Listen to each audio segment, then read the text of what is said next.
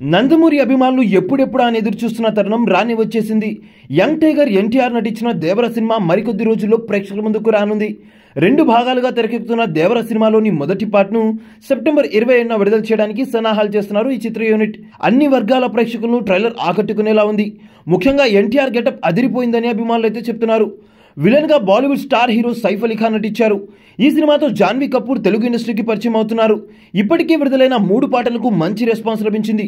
ముఖ్యంగా ఎందుకు పుట్టిందో సాంగ్ ఎన్టీఆర్ కెరీర్లోనే ది బెస్ట్ సాంగ్ అయితే నిలిచింది.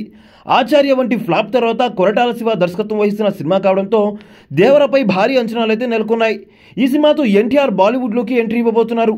దీనిలో భాగంగానే సినిమా ప్రమోషన్స్కు హిందీ నుంచి మొదలుపెట్టారు. అక్కడ వరుస ఇంటర్వ్యూలు ఫుల్ బిజీగా కనిపిస్తున్నారు ఎన్టీఆర్.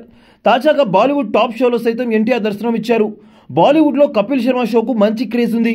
ఈ షోలో పాల్గొంటే సినిమాకు ఫుల్ పబ్లిసిటీ లభించినట్టే. అందుకే ఎన్టీఆర్ సైతం తన సినిమా ప్రమోషన్స్కు కపిల్ షోనైతే ఎంచుకున్నారు. ఎన్టీఆర్తో పాటు దేవర సినిమా హీరోయిన్ జాన్వీ కపూర్ కూడా వచ్చేసింది.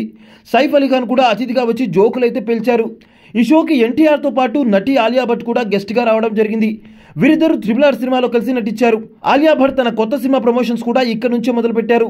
ఈ షోలో భారత క్రికెట్ జట్టు సభ్యులు కూడా అతిథి పాత్రలో పాల్గొన్నారు. రోహిత్ శర్మ, సూర్యకుమార్ యాదవ్ మరికొందరు ఆటగాళ్లు షోకు వచ్చి సరదాగా గడిపారు.